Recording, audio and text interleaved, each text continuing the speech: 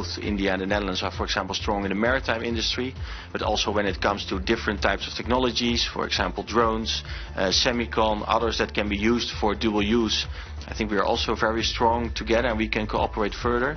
And second, also our militaries can also work more closely together. We can do exercises together, for example maritime exercises, sometimes with military equipment, sometimes with our staff involved.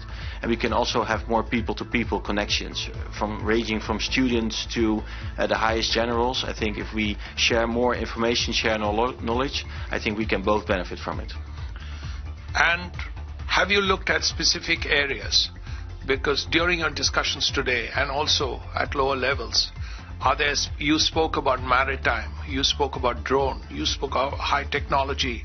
There are areas where the Dutch are very good, like sensors, things like that.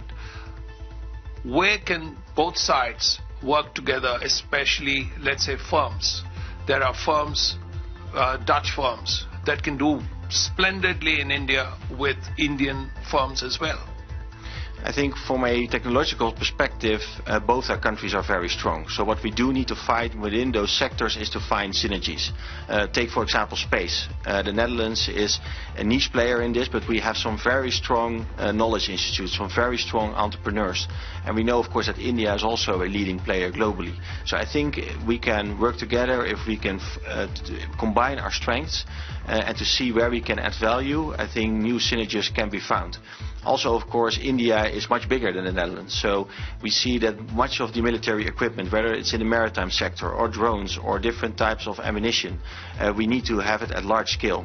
So what we could also do is see if we can combine the technology and the knowledge of the Netherlands with also the technology and knowledge, but also the scale and the ability of mass production of India together in order to create what we need in the Netherlands and in Europe. Indian industry will benefit by working together with the Dutch, and also it will be cheaper and you can produce lots of material, not just for India but for other places in India. But that said, Europe has changed in these recent months.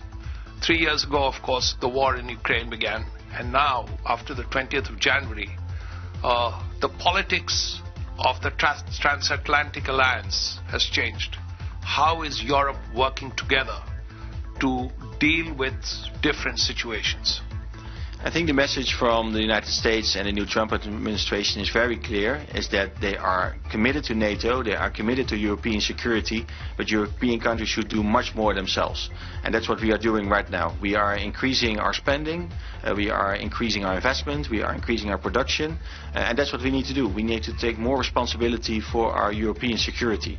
It's true for Ukraine. We are supporting Ukraine, we are building robust security guarantees for Ukraine.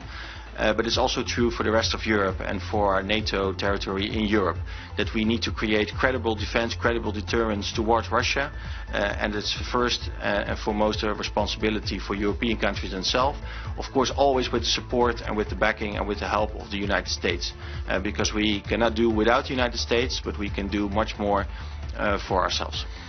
The thing is, the Dutch, like the French, like the Germans, like the British, have been very helpful. Your Air Force has supplied material to the Ukrainians. A lot of hardware has gone from Holland to Ukraine. Do you see that continuing? Of course, unless peace breaks out. And let's hope that does happen. We will definitely continue with our military support. The Netherlands has been among the top 5 when you look in Europe, and that's because we fully understand that it's not only Ukrainian security and the Ukrainian future is at stake, but it is the security of Europe. It's also the front line of our freedom and our security.